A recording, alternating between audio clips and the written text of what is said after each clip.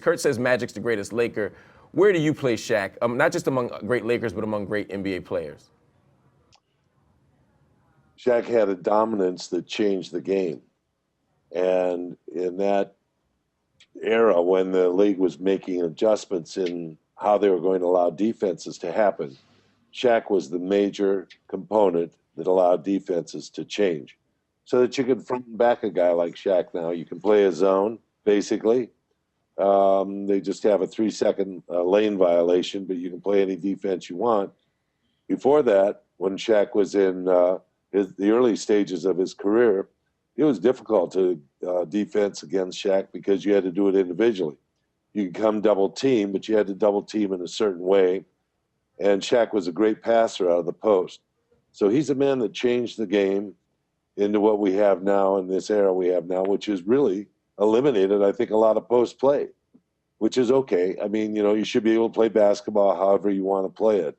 That's one of the reasons the game should be a good game. But Shaq's dominance changed the game.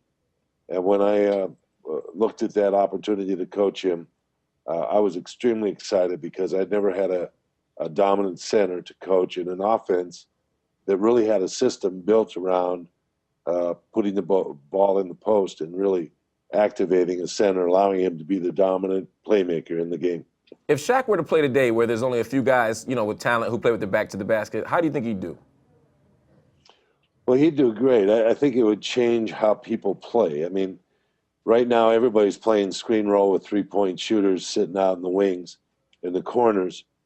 If you had a player like Shaq, it would still be, he'd be putting the pressure on the defense to make them collapse, and he'd be the guy finding the players out in the corners or in the wings that are three-point shooters, and you wouldn't have to be playing as much screen roll.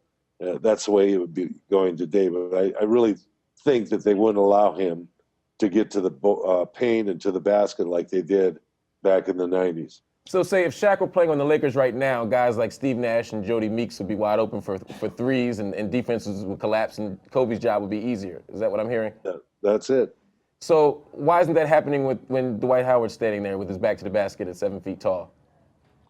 Well, Mike D'Antoni has a different style of coaching the game, and that's his priority, and that's the Laker management's choice as to how they want to, you know, what kind of coach they want to have.